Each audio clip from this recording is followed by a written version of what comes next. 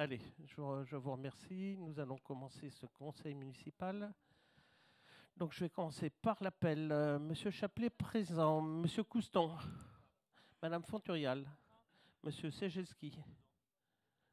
Madame Mussio, absente, a donné procuration à Monsieur Couston et nous avons une petite pensée pour elle en ce moment. Monsieur Baume. Madame Obide. Monsieur Ray, alors, sera absent, mais il m'a donné procuration en attendant son arrivée. Madame Graziano. Madame Graziano, présente, excuse-moi, je ne t'ai pas entendu. Monsieur Berthommieux. Madame Rouquayrol. Madame Anglesan, absente, a donné procuration à Madame Fonturial. Madame Salinas. Monsieur Suot. Madame Boissel. Monsieur Masse. Monsieur Abadli, absent. Madame Sage donc, devrait nous rejoindre. Monsieur Hill. Monsieur Ouattizarga. Madame Herbé. Monsieur Sénins. Madame Fournier a donné procuration à Monsieur Roux. Monsieur Roux, présent. Madame Servol, absente, a donné procuration à Madame Salinas. Madame Borde, absente. Monsieur Morelli. Madame Marquez. Monsieur Nas. Monsieur Vincent, absent, a donné procuration à Monsieur Nas. Monsieur Sanchez, absent. Monsieur Jacquel. Monsieur Viry, absent. Voilà, Voilà, donc la secrétaire des séances est Madame Salinas. Voilà, donc nous allons commencer ce conseil municipal par l'approbation du procès-verbal de la séance du conseil municipal du 18 décembre. Y a-t-il des observations? Monsieur Nas.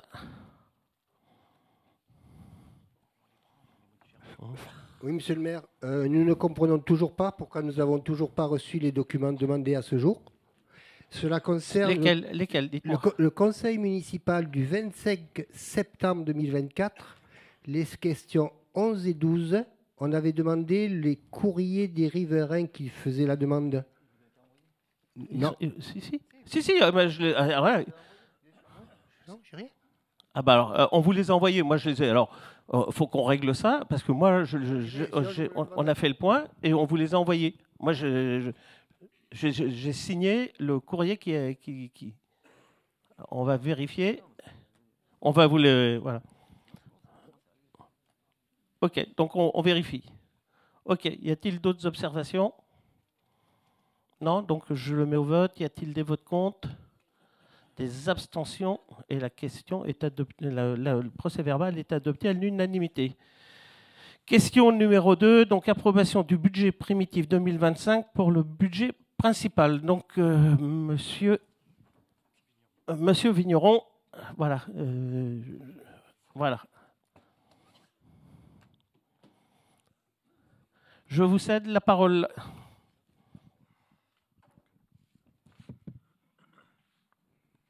Merci, monsieur le maire. Donc, budget principal 2025 pour le budget principal. Donc, en préambule, quelques mots d'introduction pour rappeler que ce budget primitif 2025 est le premier budget préparé en M57, puisque le budget primitif 2024 avait été élaboré en M14, puis transposé par l'outil comptable en M57. Ceci, combiné à la volonté des élus de coller au plus près de l'exécution anticipée sur l'exercice budgétaire 2024 en section de fonctionnement, peut entraîner des décalages entre les prévisions 2024 et 2025.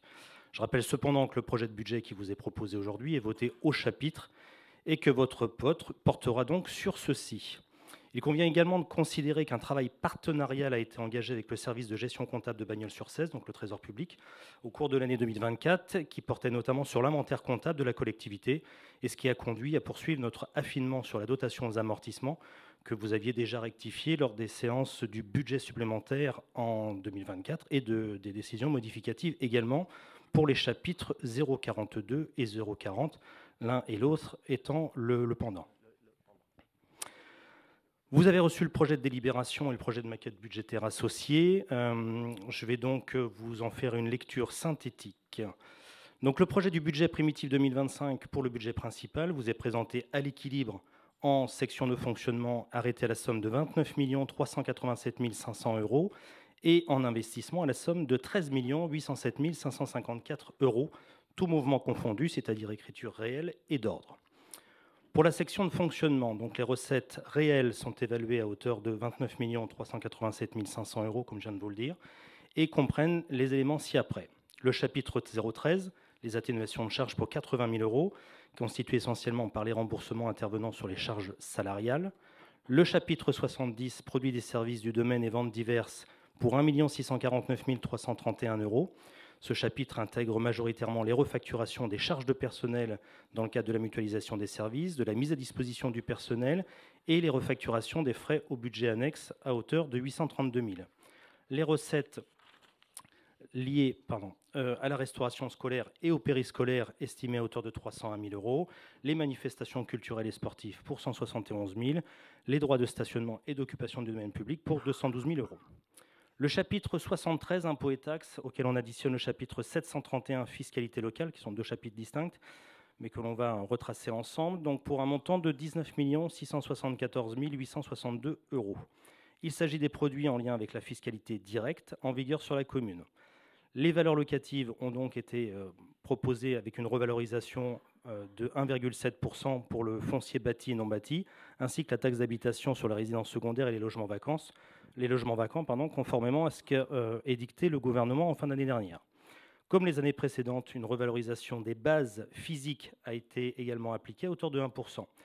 Ces deux revalorisations permettent d'apprécier avec des taux constants, un produit d'impôts locaux à hauteur de 14 808 000 €. Les autres principales recettes imputées sur ces deux chapitres-là sont les suivants. Les attributions de compensation pour 2 695 000 €, la taxe additionnelle aux droits de mutation ou à la taxe de publicité foncière pour 500 000 €, le Fonds national de garantie individuelle des ressources, le fameux FNGIR, pour 568 000 €, la taxe sur la consommation finale d'électricité pour 410 000 € et le Fonds de péréquation des ressources intercommunales et communales, le FPIC, pour 340 000 €. Le chapitre 74, dotation et participation, est lui appréhendé à hauteur de 7 370 186 € et 50 centimes. Il s'agit des dotations et subventions provenant des partenaires extérieurs, que ce soit l'État, la région, le département, la CAF, etc. En tout premier lieu, y figure la dotation globale de fonctionnement pour un montant de 6 306 000 € et qui repose sur la dotation de solidarité urbaine pour un montant de 3 810 000 €, la dotation forfaitaire pour 2 96 000 € et la dotation nationale de péréquation pour 400 000 €. La dotation de compensation de la réforme de la taxe professionnelle, la DCRTP, et la compensation au titre des exonérations des taxes foncières s'élèvent respectivement à hauteur de 276 000 € et 310 000 €. Les participations de la CAF, de l'État et du département pour les différents projets ou services proposés, soit dans le cadre du contrat de ville, du projet Feltre-Murier, l'école buissonnière, les quartiers d'été, Action Cœur de Ville, projet NEF, etc., sont eux appréciés à hauteur de 395 000 €. Les autres recettes de fonctionnement vous sont proposées à hauteur de 613 120 € et 50 centimes. Ça intègre principalement le chapitre 75, autres produits de gestion courante, qui est majoritairement constitué des produits des loyers, des revenus des immeubles et des redevances versées par les fermiers et les concessionnaires. Au niveau des dépenses de fonctionnement, celles-ci vous sont également proposées à hauteur de ce qui était prévu en recettes, c'est-à-dire 29 387 500 €, donc à l'équilibre, et sont constituées des chapitres suivants. Le chapitre 011, les charges à caractère général, pour 6 580 642 € et 52 centimes. Ce chapitre regroupe principalement les postes de dépenses nécessaires au fonctionnement des services de la collectivité.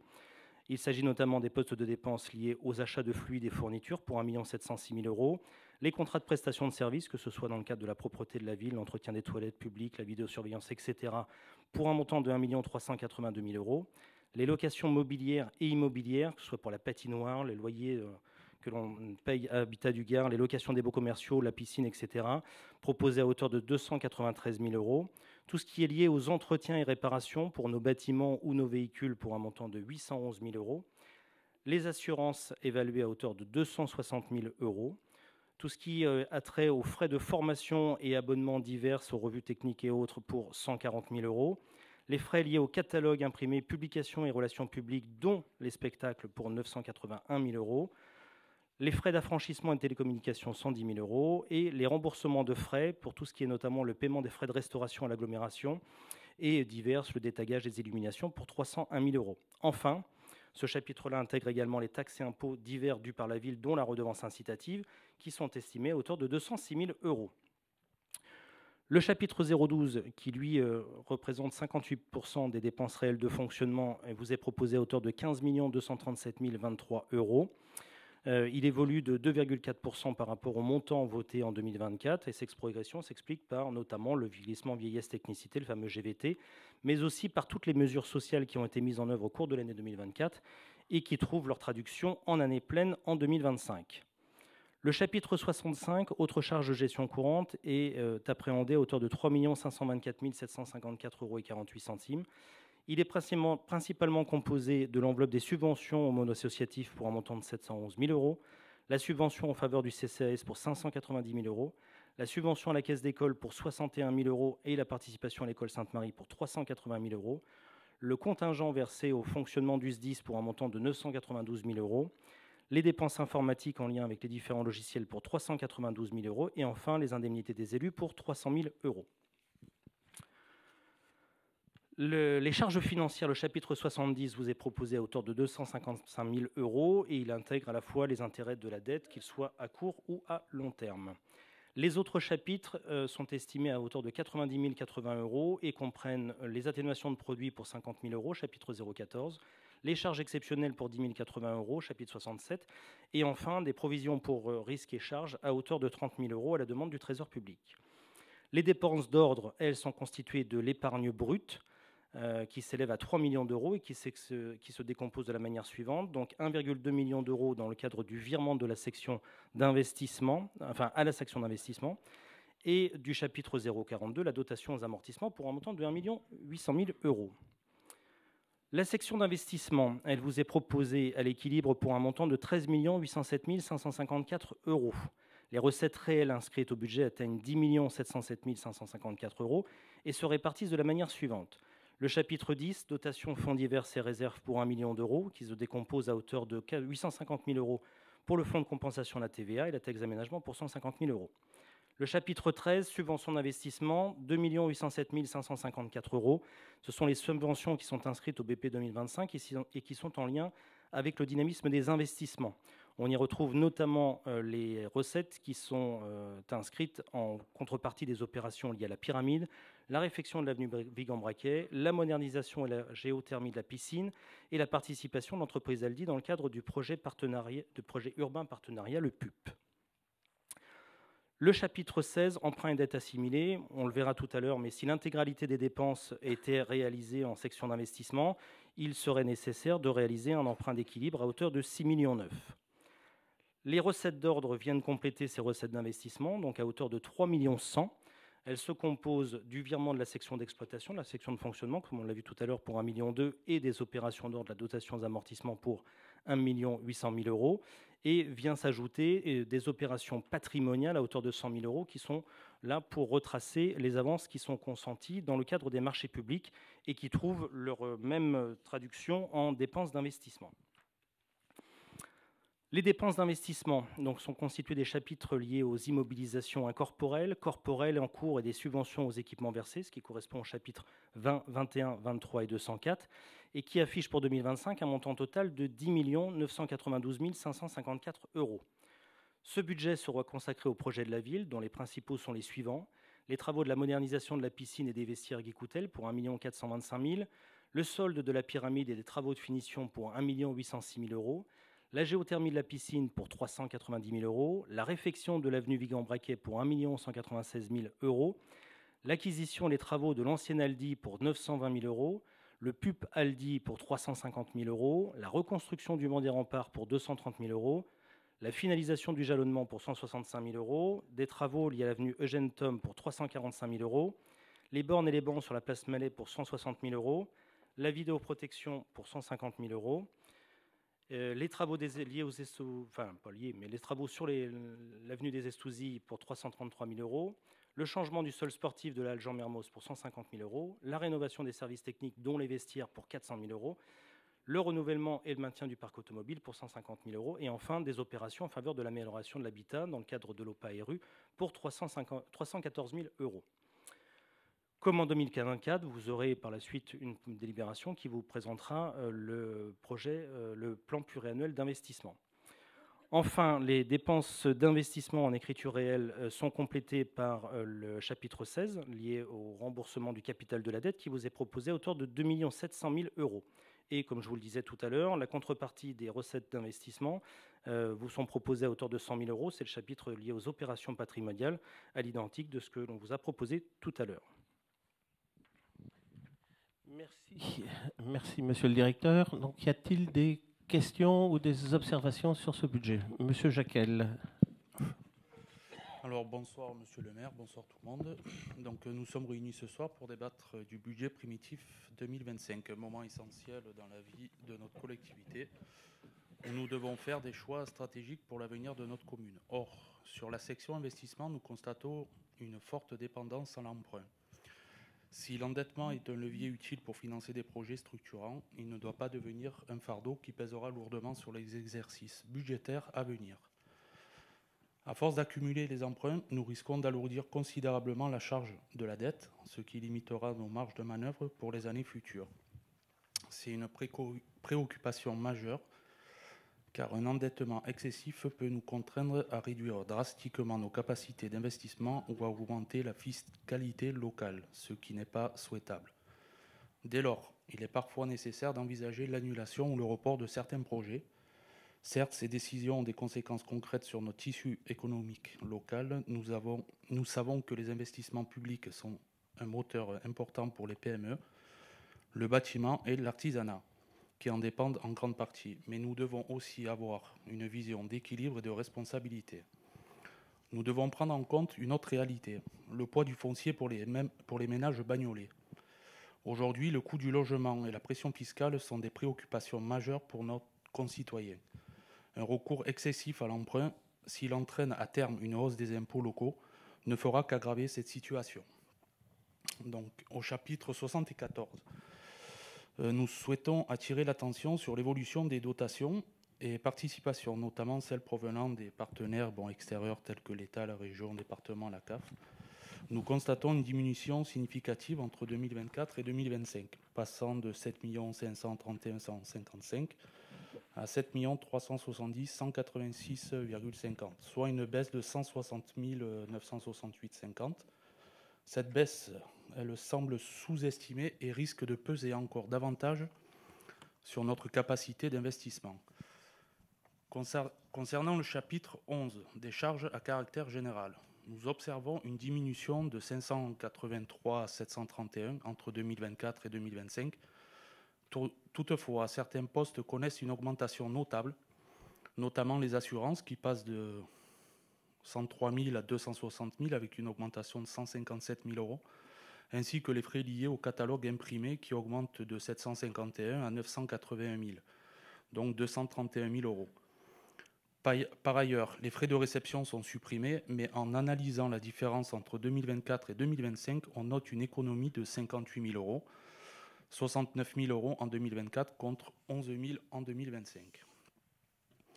Donc sur le chapitre 12, relatif aux charges de personnel et frais assimilés, connaît quant à lui une augmentation significative, comme vous avez dit, passant de 14 258,225 en 2024 à 15 237,025 en 2025. C'est une hausse quand même de 978 800 €. Cela entraîne une augmentation du poids des charges de personnel dans les dépenses de fonctionnement qui passe de 55% à 58%. Concernant le chapitre 65 relatif aux autres charges et à la gestion courante, nous relevons une baisse significative de l'enveloppe attribuée aux associations qui passe de 953 000 € en 2024 à 711 000 en 2025, soit une diminution de 242 000 €. Par ailleurs, on note les indemnités des élus atteignent 300 000 € en 2025 contre 231 786,04 en 2021, marquant une augmentation notable. Enfin, le chapitre 66, qui enregistre les charges financières et les remboursements d'intérêts auprès des établissements bancaires, connaît une augmentation préoccupante. En effet, les intérêts à rembourser passent de 695 000 € en 2024 à 955 000 € en 2025, soit une hausse de 260 000 €. Et le chapitre 16, qui concerne les emprunts et dettes, relève une augmentation significative des emprunts contractés par la commune. Ceux-ci passent de 4,5 500 000 euros en 2024 à 6,9 millions en 2025, soit une hausse de 2 400 000. Cette évolution traduit une dépendance croissante à l'endettement qui ne peut être ignorée. Voilà. Donc, nous appelons donc à une gestion prudente et raisonnée des finances de notre commune. Il est de notre responsabilité de ne pas hypothéquer l'avenir en nous engageant dans un endettement inconsidéré. Nous demandons ainsi que chaque investissement soit examiné avec rigueur et discernement en prenant en compte son impact financier à moyen et long terme. Avant de conclure, nous tenons à remercier la municipalité pour le changement du sol sportif de la salle Mermoz, un aménagement attendu et nécessaire pour les clubs de basket. Et nous saluons également la rénovation des services techniques, notamment la modernisation des vestiaires, qui apportera de meilleures conditions de travail aux agents. Nous souhaitons un débat transparent et sincère sur ce budget, afin que nos choix se fassent dans l'intérêt des Bagnolais et des Bagnolaises, avec une vision équilibrée entre développement et responsabilité financière. Je vous en remercie. Merci. Y a-t-il d'autres interventions? Monsieur Nass. Merci, monsieur le maire. Donc, je vais faire, on va dire, un global. Déjà, si vous voulez, nous nous joignons à monsieur Jacquel concernant le taux d'endettement. Nous sommes extrêmement préoccupés par cette dérive, puisque ça impacte quand même les Bagnolais. Et ça a été maintes fois énoncé par M. Thierry Vincent depuis quelques années. Et d'autre part, nous estimons que la politique Lâchette vide n'aide pas à la défense des concitoyens ni à leur représentativité. Bien que l'ensemble de votre budget laisse entendre quelques économies, nous les trouvons inadaptées à la réalité économique actuelle, surtout qu'au plan national, le futur probable budget prévoit des coupes financières pour les collectivités. Donc, nous nous abstiendrons sur l'ensemble des points de l'ordre du jour des budgets 2025. OK. D'autres interventions? Non, bon, je vais essayer de répondre à tout. Alors, déjà, je suis d'accord avec vous, la politique de la chaise vide, surtout quand on aspire à être élu, c'est voilà, ce qui est vrai pour les gens qui sont derrière vous, mais ce qui est aussi vrai pour la personne que je ne vois jamais à côté de vous. L'absence au conseil municipal est toujours une image négative, surtout quand on est élu. Et puis surtout quand on a besoin de voter un budget, c'est là qu'on se relève les manches et qu'on travaille. Mais bon, ce qui est vrai pour les uns est vrai pour les autres, mais je n'irai pas au-delà. Deuxième chose, d'abord, puisque l'endettement a l'air d'être le point commun entre la gauche et puis l'extrême droite dans ce conseil municipal, je vais vous répondre. Vous n'étiez pas ici, vous ne siégez pas au sein de cette assemblée à l'époque, mais 1 763 € d'endettement par Bagnolais en 2008. Ça, c'est un endettement. Ça, c'est un vrai endettement. Ça, c'est un endettement extraordinaire. C'est-à-dire que quand vous compariez, j'en appelle au président de l'Agglo, mais quand vous compariez à ce qu'on avait au niveau national, c'était pouf. Voilà. Donc, gérer la dette, croyez-moi, je sais ce que c'est, parce que vous ne vous en souvenez pas, et vous avez certainement oublié, mais passer de 3 années budgétaires, c'était 3 années budgétaires. Ouais, c'était 3 années budgétaires où on a fait zéro investissement. Je ne sais pas si vous comprenez ce que c'est. Donc ça, c'est un vrai fait d'armes. Et donc aujourd'hui, croyez-moi, il y a bien une chose, et on y reviendra tout à l'heure, parce que les 3 millions d'euros d'autofinancement, je sais à quoi ils servent. Je sais pourquoi ce chiffre est un chiffre d'or dans le budget. Après, l'endettement, c'est une évolution. Alors, on vous l'a dit, je pense que monsieur le directeur qui est à côté de moi l'a bien précisé, c'est si on réalise, c'est ce qu'on appelle l'emprunt de couverture, c'est-à-dire si on réalise tout. Et vous savez fort bien, aussi bien que moi, que lorsqu'on fait les taux de réalisation, surtout quand on a des gros projets, il y a de la dérive, il y a quelquefois du Covid qui arrive avec, et quelquefois on a des crises qui arrivent. Et donc cet emprunt aujourd'hui de couverture, il sera réalisé ou pas réalisé. À mon avis, après 17 budgets successifs, je sais fort bien qu'il ne sera pas réalisé. Donc l'endettement aujourd'hui, ce n'est pas le souci. Je pense qu'on a réussi le tour de force et ce fait d'armes de retomber dans des chiffres qui sont aujourd'hui dans la moyenne, même inférieure à la moyenne nationale. Oui, il risque d'y avoir une légère augmentation. Croyez-moi, on est très loin de ce qu'on a pu connaître. Donc ça, c'est sur l'endettement. Sur les assurances, oui, si vous trouvez quelqu'un aujourd'hui qui est capable, une assurance au niveau national, qui arrive à nous proposer des conditions correctes, je suis preneur, sachant qu'aujourd'hui, on a, alors j'ai plus en tête, je crois que c'est entre 5 et 6% des collectivités territoriales comme les nôtres qui n'ont plus d'assurance. Parce que c'est ça, et je vous souhaite, alors par contre, je ne vous souhaite pas à titre individuel aussi de chercher aujourd'hui une assurance, parce que tout le monde à titre individuel, et donc c'est un vrai problème. On s'en est ouvert il y a quelque temps auprès du ministre des Finances, parce que c'est un problème. J'étais aussi avec les maires, avec une centaine de maires et qui représentaient le cœur de ville, et on a présenté une motion parce que ça devient excessivement problématique. On touche, alors j'allais dire on touche du bois, mais je n'ai pas de bois à portée de main, mais on a pour l'instant une assurance et sincèrement, on ne sait pas quand le contrat va arriver à terme, comment ça se présentera. On suit, on travaille. Je vous remercie, monsieur le directeur, et vos services, parce que je sais que vous vous démenez sur le sujet et que sincèrement, il ne faut pas qu'on bouge, pas qu'on bouge de ça.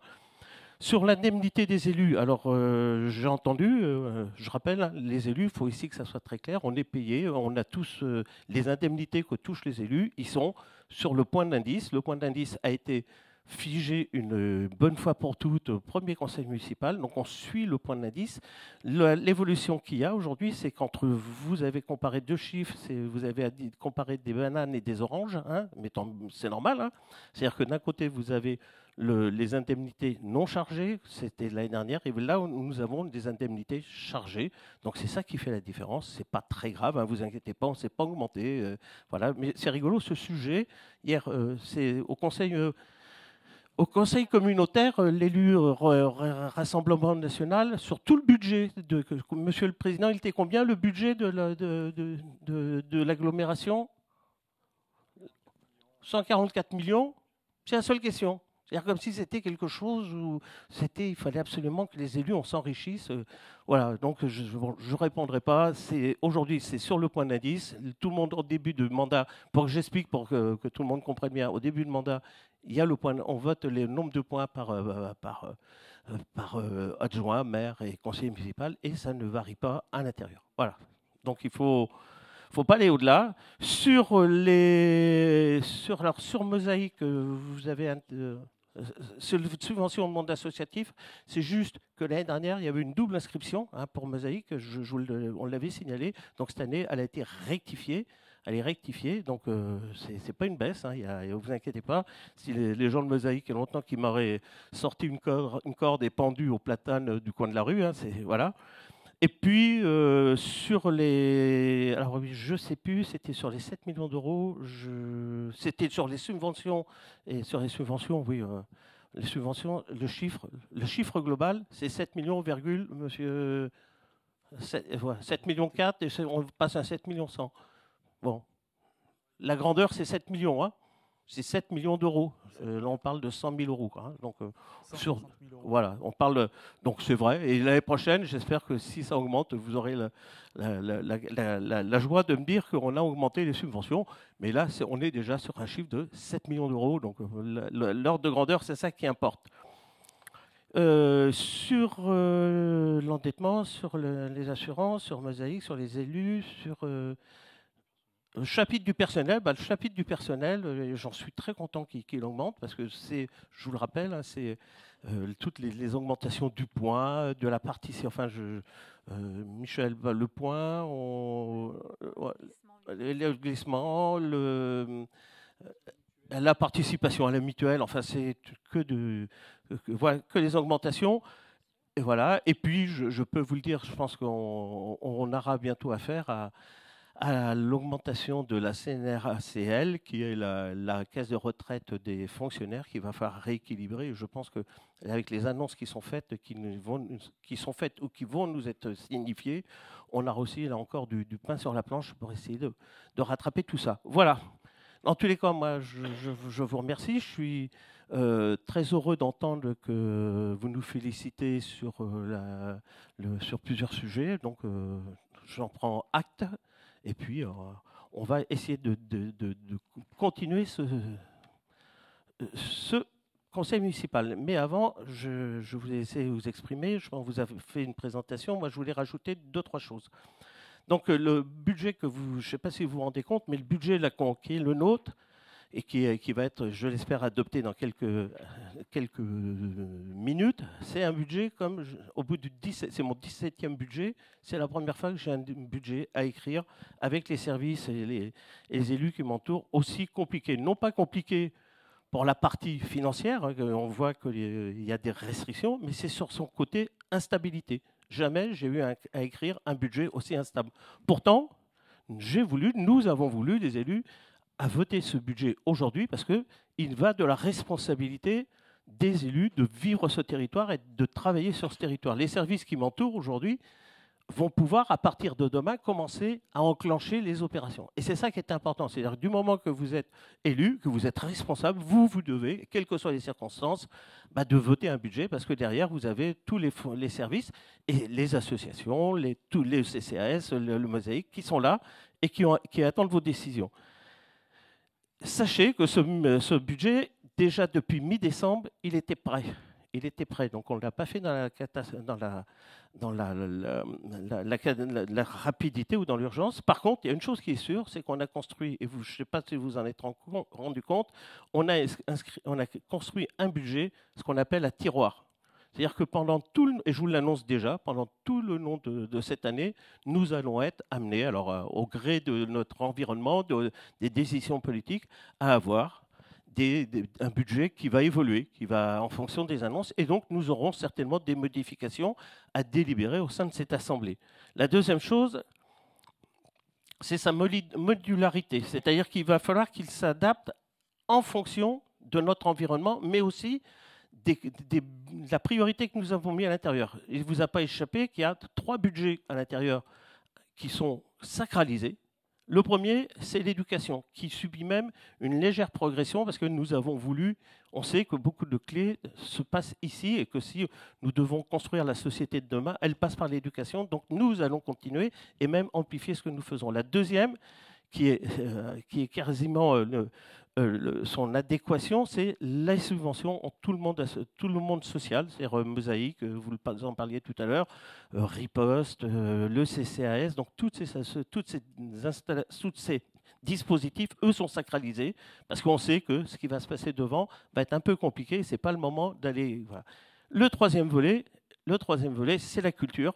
Aujourd'hui, le budget, souvenez-vous, l'année dernière, nous avons voté un budget en hausse pour la culture parce qu'on démarrait la pyramide et qu'il fallait commencer à avoir un programme intéressant. Cette année, nous restons au même niveau, c'est-à-dire que nous faisons le choix délibéré à ce que la culture soit aussi un élément important. Et un quatrième volet que j'ai oublié, mais c'est les subventions aux associations qui, elles, restent constantes. Dans le prochain conseil municipal, nous serons amenés à délibérer sur les attributions de subventions, mais c'est aussi une volonté de vouloir sacraliser cette partie. Vous parliez tout à l'heure on parlait de l'investissement. Je suis heureux d'entendre que nous avons un programme ambitieux, que nous continuons nos investissements, même si cela peut quelquefois engendrer quelques discussions sur tel ou tel projet. Mais la réalité, c'est qu'à travers notre investissement, derrière, c'est de l'économie locale. Je rappelle que plus de 80% de notre dépense de fonctionnement se situe dans un rayon de 50 km. Donc ça veut dire que lorsque nous investissons, nous continuons à investir, c'est des entreprises locales, et croyez-moi, pour les fréquenter assez quotidiennement, aujourd'hui, elles ont besoin de respiration, elles ont besoin d'investissement, elles ont besoin de travailler. Et lorsqu'on fait travailler surtout le tissu local, lorsqu'on infuse dans le tissu local, indirectement, directement, c'est de l'emploi. C'est-à-dire qu'aussi, à ce niveau-là, notre volonté est bien de transformer la ville, de bien continuer à ce que nous avons commencé depuis maintenant quelques années, c'est bien de continuer, mais en plus, c'est le moment où nous devons nous intéresser et être présents pour le tissu local. Ça, c'est important parce que c'est aussi une responsabilité des élus que nous sommes. Et puis, vous l'avez vu, hein, donc là, on a des gros dossiers qui se sont déroulés l'année dernière. Hein, donc, là, je vous rappelle, Vigan-Braquet qui a commencé, la pyramide, les démolitions là, qui ont commencé des tours alors, je sais jamais, c'est G2 et de la Maille, l'art Bertin-Boissin. Donc, ces gros projets aujourd'hui sont arrivés à terme.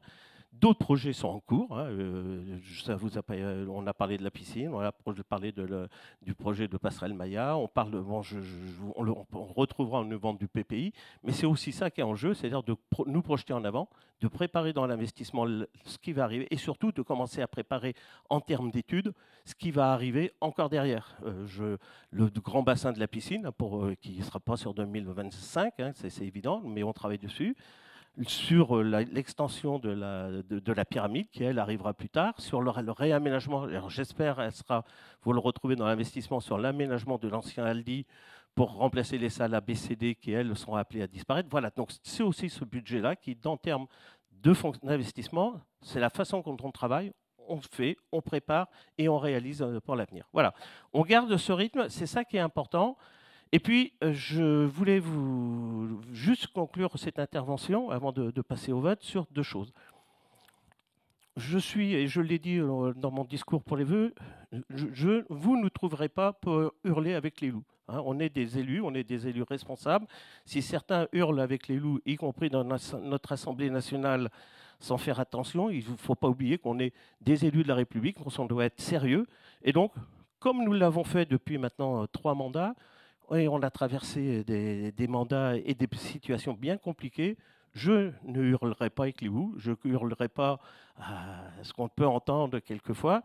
Nous sommes sérieux, nous assurons s'il faut redresser les comptes de notre nation, nous participerons. On l'a toujours fait, quel que soit le président de la République, quelle que soit la majorité qui était en place. Nous prenons notre petit sac à dos et nous travaillons avec tout le monde. Et puis, pour finir, je voulais juste vous dire une chose.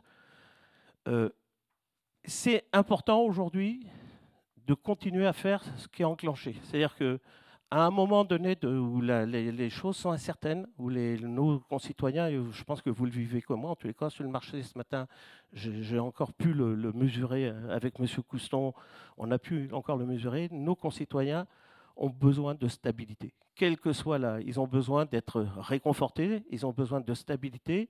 Et quand le monde va mal, le premier niveau qu'ils rencontrent, ce sont les élus de terrain, ce sont les élus que nous sommes globalement, y compris dans l'opposition, et on vient nous parler. Et le budget aujourd'hui, il a été construit autour de ça, c'est-à-dire du sérieux. Vraiment, dans le sérieux, on n'a pas pris de risque, il n'y a pas de risque, on se laisse les marges de manœuvre. La deuxième chose aussi, on s'intéresse à nos concitoyens, parce que c'est ça qui est quand même le cœur de tout ce qu'on peut faire ici, de tout ce qu'on fait dans un budget, c'est des chiffres. Il faut toujours se rappeler que le début de toute cette construction, c'est les hommes et les femmes qui habitent ce territoire. Et donc c'est en ça que nous devons être responsables. Et en ça, nos choix, et que je ne vais pas vous rappeler, les 4 volets que nous avons priorisés, ils s'intéressent avant tout aux hommes et aux femmes de ce territoire. Merci. Voilà, je mets au vote. Y a-t-il des votes contre? Des abstentions? Alors, 1, 2, 3, 4, 5 abstentions. Monsieur Jacquel, Monsieur Nas, Madame Marquez et Monsieur Morelli, non mais Monsieur Vincent et Monsieur Morelli. Voilà. Merci. Donc le budget est adopté et je suis content parce que j'ai promis de la faire, celle-ci. On n'a pas eu besoin de 49.3 pour le passer. Voilà, merci. Allez, question numéro 3. Approbation du budget primitif 2025 pour la Caisse des écoles. Oui, merci Monsieur le maire. Donc projet de délibération qui sera nettement plus court. Donc ce budget primitif 2025 pour la Caisse des écoles vous est proposé à hauteur de 166 000 € en section de fonctionnement et à hauteur de 1 000 € en section d'investissement. Au niveau des recettes, les recettes de fonctionnement sont composées des subventions de la ville de Bagnols-sur-Cèze, enfin de la subvention de la ville de Bagnols-sur-Cèze à hauteur de 61 000 euros et de l'État au titre du programme de réussite éducative pour 105 000 euros. Quant aux recettes d'investissement, elles sont constituées uniquement de la dotation aux amortissements. Concernant les dépenses en section de fonctionnement, donc celles-ci s'établissent également à 166 000 euros pour assurer l'équilibre et comprennent donc les charges à caractère général à hauteur de 161 500 euros, dans lequel on retrouve à hauteur de 146 000 euros le remboursement des frais qui sont supportés par le budget principal pour ce budget-là, 9 000 euros au titre des honoraires payés aux intervenants extérieurs, 1 700 euros au titre des abonnements et revues, et enfin 2 400 euros pour l'achat de diverses fournitures. Les autres charges de gestion courante au chapitre 65 sont appréhendées à hauteur de 3 500 euros et correspondent aux subventions qui sont versées pour l'accompagnement dans le cadre du programme de réussite éducative. Et puis, comme je vous le disais tout à l'heure, la recette d'investissement, donc c'est une dépense de fonctionnement à hauteur de 1 000 euros. Et donc, pour l'assurer l'équilibre de la section d'investissement, il vous est proposé donc une dépense de 1 000 euros qui correspond à l'achat d'un ordinateur portable. Merci. Y a-t-il des interventions? Donc je le me vote. Y a des votes contre? Des abstentions? Donc ce budget est adopté à l'unanimité. Je vous remercie. Budget annexe de la zone du Béret. On continue dans le plus synthétique. Donc ce budget vous est proposé à l'équilibre en section de fonctionnement à hauteur de 151 175 euros et 22 centimes et en investissement à hauteur de 106 000 euros, 157 euros et 8 centimes. Les recettes de fonctionnement comprennent la vente de terrains aménagés qui sont estimées à hauteur de 60 000 euros, c'est le chapitre 70, et les opérations d'ordre pour 91 175,22 euros qui représentent le stock final. Les recettes d'investissement, elles, correspondent aux opérations d'ordre qui sont le stock initial proposé à hauteur de 106 157 euros et 8 centimes. Les dépenses de fonctionnement, donc toujours 151 175,22 euros, correspondent pour 45 000 euros 18 euros et 14 centimes pour l'achat du matériel, l'achat de matériel et travaux d'aménagement, c'est le chapitre 011. Et puis pour les opérations d'ordre, donc le stock initial, pour 106 157,08 euros. En dépenses d'investissement, on retrouve donc le remboursement du capital de la dette pour 14 981 086 euros et pour 91 175,22 euros, les opérations d'ordre qui sont le stock final. Merci. Y a-t-il des interventions? Donc, je le mets au vote. Y a-t-il des votes contre? Des abstentions? Donc, ce budget annexe de la zone du Béret est adopté. Alors, 1, 2, 3, 5 abstentions, les mêmes que tout à l'heure. Donc, cette question est adoptée à l'unanimité. Je vous remercie. Fixation du taux d'imposition de 2025. Donc, comme j'ai pu le dire tout à l'heure, il n'y a aucune fiscalité, et comme j'avais pu le dire lors du débat d'orientation budgétaire, la taxe foncière, il n'y a pas d'augmentation, donc la taxe, en tous les cas, sur le taux, hein, et après, tout ce qui est en dehors du taux nous échappe un peu. Hein, donc la taxe foncière sur la propriété bâtie s'établit à 59,50%. La taxe foncière sur la propriété non bâtie à 67,50%, la taxe d'habitation sur les résidences secondaires et logements vacants à 14,95%. Voilà. Y a-t-il des observations? Monsieur Nass, allez-y. Ainsi que j'ai déjà déclaré lundi en conseil communautaire, compte tenu des difficultés économiques auxquelles sont confrontés nos concitoyens, il serait très pertinent d'envisager une baisse des taux du fait que la revalorisation des bases locales a occasionné une augmentation des taxes. C'est certes un défi économique pour les collectivités, mais tout le monde doit montrer l'exemple. Merci. Bon, je le mets au vote. Y a-t-il des votes contre? Des abstentions? 1, 2, 3, 4 abstentions. Donc cette question est adoptée à l'unanimité. Je vous remercie. Actualisation du plan pluriannuel d'investissement. Oui, monsieur le maire. Donc, comme il vous a été précisé lors du vote du budget primitif, du budget principal, donc ce budget primitif s'accompagne également d'un plan pluriannuel d'investissement qui vous est proposé pour la période 2025-2029, qui s'articule comme les années précédentes autour de 4 priorités. La priorité 1, donner la priorité à nos enfants pour un montant de 3 015 000 euros 3 15 200 euros. Transformer et valoriser la ville pour 10 579 454 euros. Les grands projets urbains, culturels et patrimoniaux pour 11 849 000 euros. Et modernisation des équipements municipaux pour 7 660 000 euros. Donc vous avez la déclinaison pour chacune des années de ce qui est prévu, en tout cas de ce qui est anticipé en termes de décaissement et de réalisation. Je ne sais pas si vous voulez que j'apporte quelques précisions. Non, hop. Merci. Voilà, vous retrouvez, enfin on ne va pas passer ligne par ligne, hein, mais vous retrouvez à peu près tout ce qu'on a pu énoncé depuis quelque temps. Vous retrouvez nos délibérations à l'intérieur. Et je rappelle que c'est un plan pluriannuel d'investissement, donc tous les ans, il est remis au vote et réactualisé en fonction des actualités de notre environnement, de notre volonté politique. Voilà. Y a-t-il des... Monsieur Nass. Moi, j'aurais quelques questions justement par rapport à certains, on va dire, énoncés. Déjà, au niveau de la désimperméabilisation, on peut savoir que ce qui va être concerné. Je pense qu'on a déjà parlé ici, c'est les écoles, et c'est le début, je crois que c'était Madame Bio, c'est Estin-Freinet. C'est Estin-Freinet, hein, c'est ça. Voilà, la première, okay. C'est celle-ci. Merci. Concernant les aires de jeu, vous avez prévu sur 5 ans 225 000 euros pour les aires de jeu.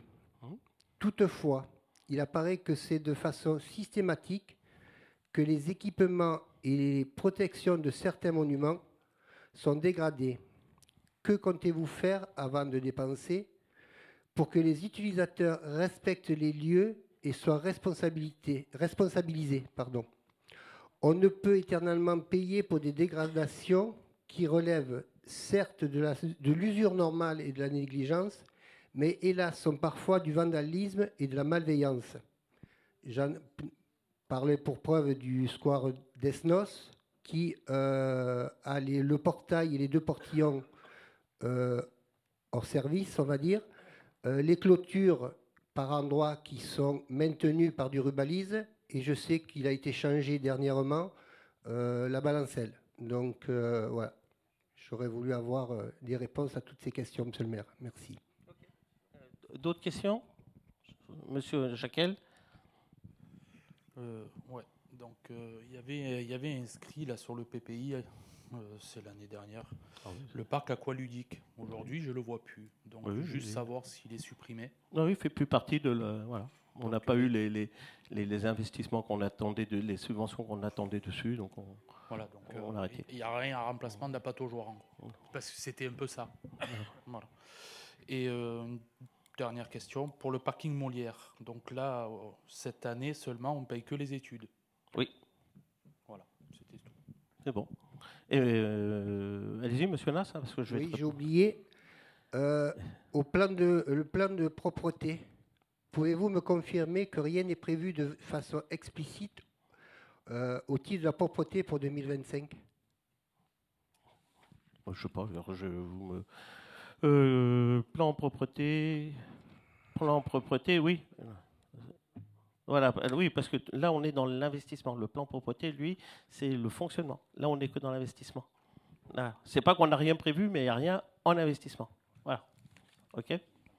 Donc, juste pour, merci. Voilà, juste pour vous répondre sur la désimperméabilisation, vous savez, sur le plan propreté, et puis sur l'aire de jeu, oui, c'est des enfants, hein, on fait avec. Hein, croyez-moi, il y a de la dégradation dans la collectivité, et il n'y a pas que les enfants qui sont dans les parcs. Il y a aussi d'autres endroits où il n'y a pas d'enfants, et que j'ai aussi, même des personnes âgées, même des plus grands. Voilà, donc...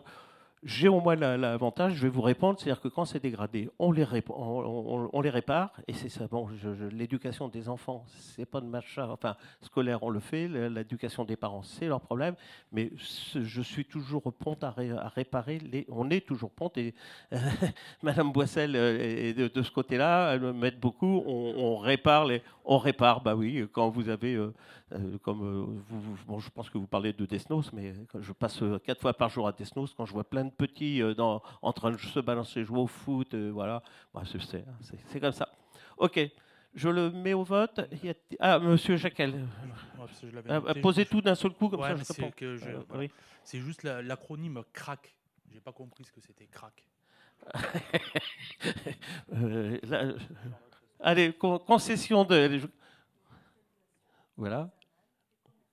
Voilà, c'est concession de revitalisation artisanale et commerciale. Et grosso modo, ça nous permet de travailler sur le centre-ville et d'aller acquérir et rénover certaines cellules commerciales. Voilà. C'est ce qu'on a délibéré il y a maintenant quelques temps. Voilà. Merci. Voilà. Merci. Bon, je le mets au vote. Y a-t-il des votes contre? Des abstentions? 1, 2, 3, 4 abstentions. Je vous remercie. La question est adoptée à l'unanimité. Question numéro 7. Alors, durée. Je vous laisse présenter parce que celle-ci. Je suis désolé, monsieur le maire, de vous présenter. Vous me l'avez expliqué 10 fois. Non. Alors, je vous l'ai introduit tout à l'heure lors de la délibération du budget primitif. Il y a eu un travail partenarial qui a été réalisé avec le service de gestion comptable et qui a conduit à conclure que la délibération par laquelle vous aviez approuvé les durées d'amortissement des biens dans le cadre de l'M57 au compter du 1er janvier 2024, mais que vous aviez approuvé le 30 août 2023, pouvait prêter à, non pas interprétation, mais en tout cas à laisser un certain flou. Donc il a été convenu avec le service de gestion comptable de vous proposer une délibération qui reprend stricto sensu les libellés et les durées d'amortissement, il n'y a aucun changement là-dessus, mais qui vient simplement préciser les natures comptables de façon à apporter plus de lisibilité à la fois pour les services des finances, le service des finances et le service de gestion comptable. Au moins, il n'y a pas d'ambiguïté quand on parle de frais de recherche et de développement. Voilà, on est sur du 2032 et au moins il n'y a pas de questions à se poser pour savoir si c'est du 20, du 21 ou du 23 et si la règle d'amortissement est différente ou autre. Voilà. Y a-t-il des questions? Non, que je le mets au vote. Y a-t-il des votes contre? Des abstentions? Cette question est adoptée à l'unanimité. Je vous remercie. Question suivante. Monsieur Couston, attribution d'une subvention exceptionnelle à l'association Bridge Club Bagnoles-Marcoule.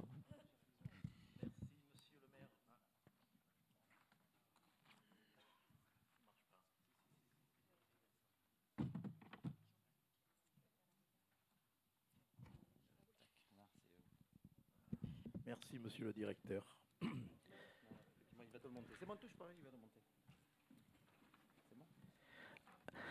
L'association, ah oui, là ça marche. L'association Bridge Club Bagnoles-Marcoule réouvre pour la saison 2024-2025 une école de bridge. Cette école est affiliée à la Fédération française de bridge et labellisée depuis 2018. Les départements comptent 2 écoles, celle de Bagnoles et celle de Rochefort-du-Gard. Les cours sont encadrés par des enseignants bénévoles formés et habilités par la Fédération française de bridge. L'école est ouverte à tout public, adultes, seniors actifs ou retraités et enfants. Les objectifs pour les nouveaux adhérents sont les suivants: apprendre à jouer, progresser, devenir autonome pour participer aux tournois de club et aux compétitions. Cette école permettra de valoriser le club bagnolais et de renouveler ses membres. Pour fonctionner, cette école a besoin d'outils pédagogiques et de matériel adapté à ce public novice. L'association sollicite une participation financière de la ville pour l'acquisition de ce matériel: table de décision, pack initiateur, manuel, petit bridge, vidéo, projecteur, étui, ainsi que pour la formation des moniteurs et des arbitres. Il est proposé au conseil municipal d'attribuer une subvention exceptionnelle de 2 000 € à l'association Bridge Club Bagnoles-Marcoule. Merci. Y a-t-il des interventions? Je le mets au vote. Y a-t-il des votes contre? Des abstentions? Donc cette question est adoptée à l'unanimité. Je vous remercie. Question numéro 9. Attribution d'une subvention pour l'association Bagnoles-Marcoule Athlétisme. L'association sportive Bagnoles-Marcoule Athlétisme, le BMA, organisera le lundi 30 décembre 2024 à 18h la 14e corrida de Noël. Cette course, on va dire organisée. Cette course pédestre a réuni en 2023 180 participants sur un circuit de 2 boucles de 3,1 km en plein cœur de ville. L'association sollicite une aide de la commune pour l'organisation de cette manifestation. Il est donc proposé d'attribuer une subvention de 500 € au BMA. Merci. Y a-t-il des interventions? Donc je mets au vote. Y a-t-il des votes contre? Des abstentions? Donc cette question est adoptée à l'unanimité. Excusez-moi, j'ai le OK. Question numéro 10, monsieur Sejeski. Création d'une commission sur la vente des billets en ligne. Dans le cadre de l'ouverture au public de la billetterie du nouvel espace de culture La Pyramide, La vente de places en ligne via le site internet lapyramidebagnole.fr est proposée aux acheteurs. En lien avec le prestataire TicBoss qui gère cette billetterie en ligne via son logiciel, le public peut accéder à un plan de salle et choisir sa place directement sur le site. Cette vente en ligne et la sélection de ces places par l'acheteur entraîne le paiement d'une commission de 0,50 centimes d'euros par billet. Cette commission ne s'applique pas aux billets gratuits. Il s'agit d'une pratique courante sur toutes les solutions de vente de places de spectacles en ligne. Question présentée à la Commission des affaires citoyennes, de la culture, des festivités, de la cohésion éducative, sociale et solidaire, ainsi qu'à la Commission des affaires financières, de la commande publique, de la modernisation, des ressources humaines et de la tranquillité publique du 22 janvier 2025. Merci. Y a-t-il des interventions? Donc je le mets au vote. Y a-t-il des votes contre? Des abstentions? Donc cette question est adoptée à l'unanimité. Excusez-moi. Question numéro 11. Monsieur Sejeski, convention de partenariat avec l'agglomération du Gard rhodanien concernant l'utilisation de l'espace de culture La Pyramide par le Conservatoire de musique, danse et de théâtre du Gard rhodanien. Dans le cadre de l'ouverture de son nouvel espace de la culture, La Pyramide, la ville de Bagnols-sur-Cèze a été sollicitée par le Conservatoire de musique, danse et de théâtre du Gard rhodanien, désireux de pouvoir y présenter régulièrement les travaux de ses élèves. Soucieuse du développement de l'accès à l'enseignement et la pratique artistique, notamment des plus jeunes, dans la volonté de faire de La Pyramide un centre de création accessible au plus grand nombre et consciente de la qualité de l'enseignement dispensé au sein du Conservatoire d'agglomération et de son large rayonnement au sein du bassin de population, la ville souhaite répondre au mieux à cette sollicitation.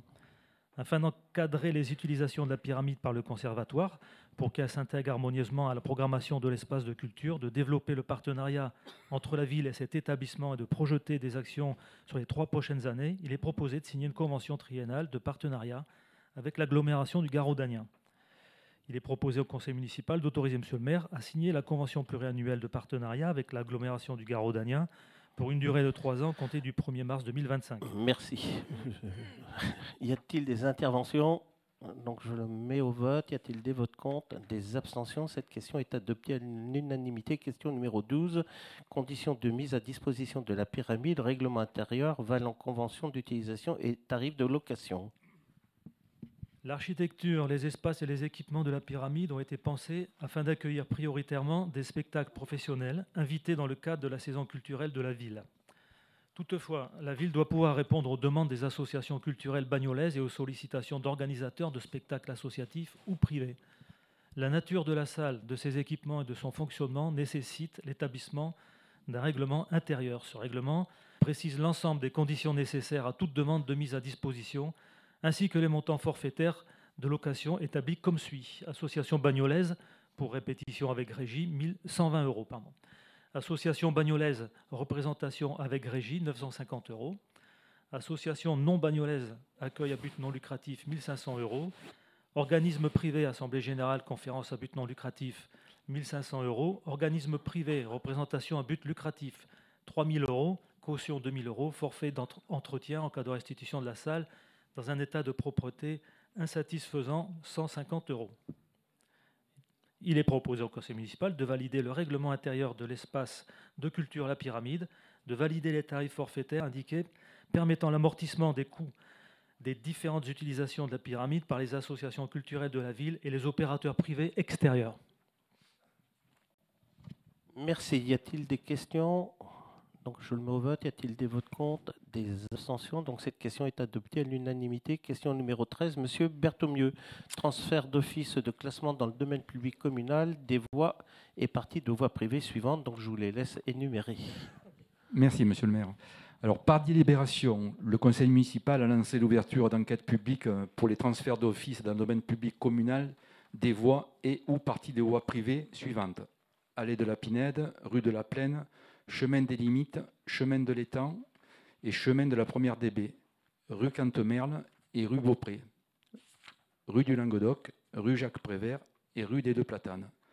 Lors de l'enquête publique conjointe qui s'est déroulée du 25 novembre 2024 au 9 décembre 2024, inclus, aucun propriétaire intéressé n'a fait connaître d'opposition à ces transferts. À l'issue de celle-ci, le commissaire enquêteur a rendu un avis favorable. Il est donc demandé au conseil municipal de procéder au classement d'office dans le domaine public communal de ces voies et ou des voies privées Question présentée à la Commission de Travaux, Aménagement urbain, Environnement et Cadre de vie du 22 janvier 2025.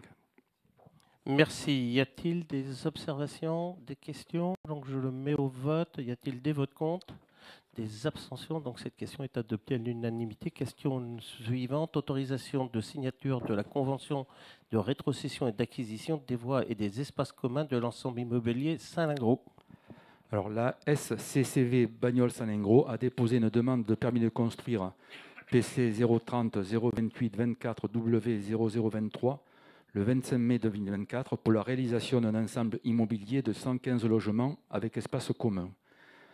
Dans le cadre de ce permis de construire, la SCV Bagnols-Salingro a présenté une demande orale tendant à ce que les équipements communs puissent être rétrocédés à la commune après réalisation des ouvrages. Les modalités de cette rétrocession seront fixées par convention. Il est proposé au conseil municipal d'autoriser à la signature de la convention de rétrocession des voies et espaces communs à l'issue de l'opération de construction de l'ensemble immobilier Salingro, d'acquérir à l'euro symbolique selon les modalités prévues par la convention la parcelle constitutive de voirie et d'espaces communs pour une superficie de 2728 m² et d'une longueur de voirie à créer de 146 mètres linéaires. Question présentée à la Commission de Travaux, Aménagement urbain, Environnement et Cadre de vie du 22 janvier 2025. Merci. Y a-t-il des questions? Monsieur Jacquel. Oui. La CCV Bagnols-Salingro, est-ce que c'est un rapport un peu avec les résidences des vignes? Est-ce que c'est un peu les mêmes promoteurs ou pas? Non, je pense pas. Non, c'est pas les mêmes. Hein, non, c'est pas les mêmes. Non. Ah. Merci. Ok. Monsieur Nas, allez-y. Oui, j'ai une petite question. Vous avez à côté de ce projet un lotissement qui est tenu par le bailleur social Logis Sévenol. Comment va se passer la circulation en entrée et en sortie de ce lotissement?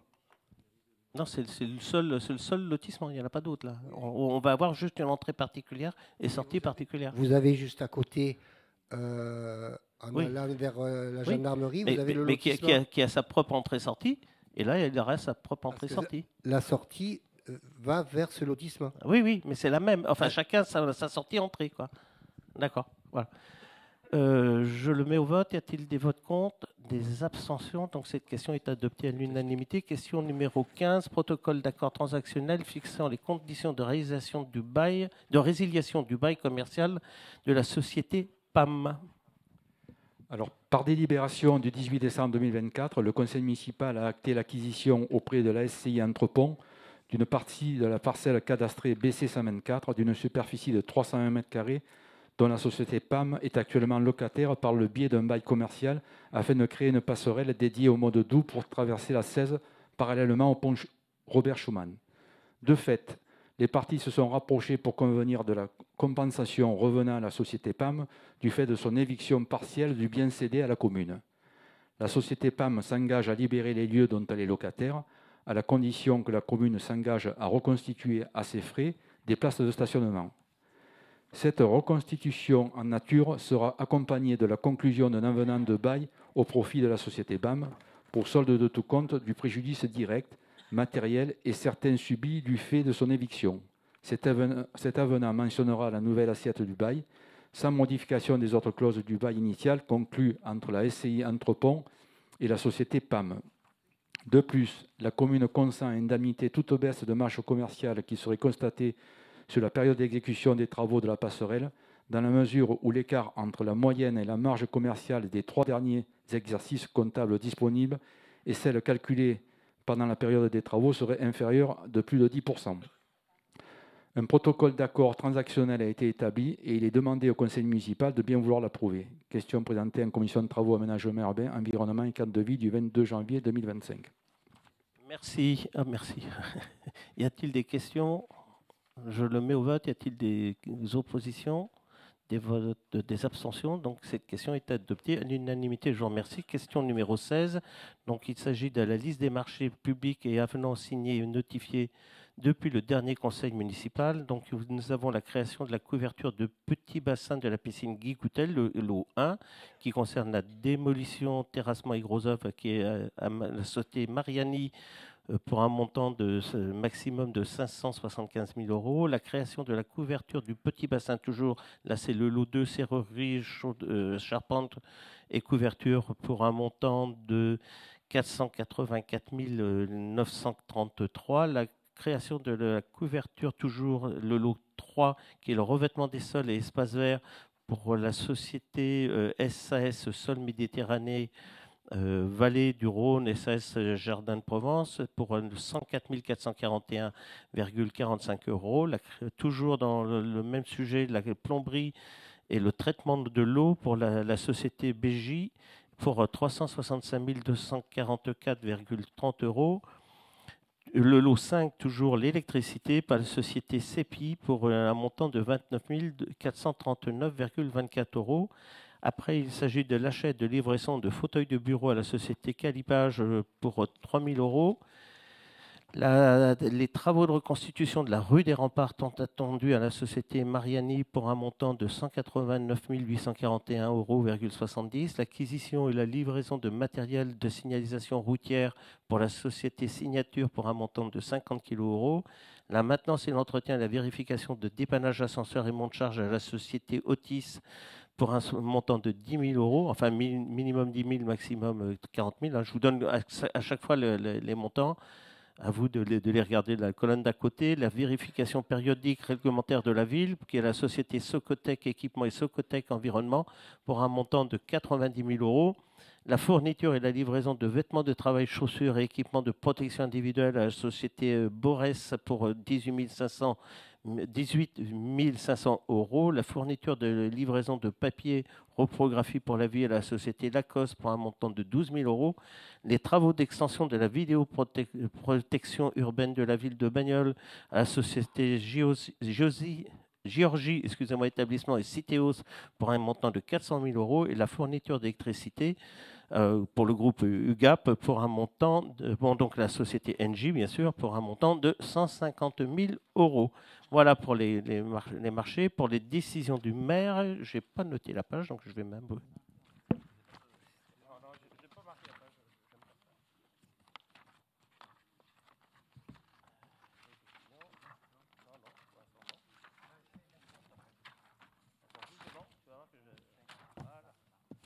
Excusez-moi, je n'avais pas marqué la page. Donc la 2024-12-31, qui est la réalisation d'un contrat de prêt au PRU ACV d'un montant de 3 millions d'euros auprès de la Caisse des dépôts et consignations pour le financement de la construction d'un espace culturel La Pyramide. Le 2025, le 2025-1-1, sollicitation de fonds de concours 2022 de la communauté d'agglomération. Le 2024-1-2, c'est toujours les fonds de concours 2023 auprès de l'agglomération. Le 2024-1-3, qui est la convention d'autorisation de passage pour les travaux de construction d'une passerelle dédiée au mode doux traversant la 16. Et le 2024-1-4, qui est le renouvellement de la cotisation d'adhésion au Forum européen pour la sécurité urbaine 2025. Juste pour préciser, donc on a vérifié, ça vous a bien été transmis le 23 janvier, donc regardez dans vos mails, c'est peut-être parti dans... voilà, dans tous les cas, on vient de vous le renvoyer. Et le prochain conseil municipal a lieu le 16 avril 2025. Bonne soirée à tous.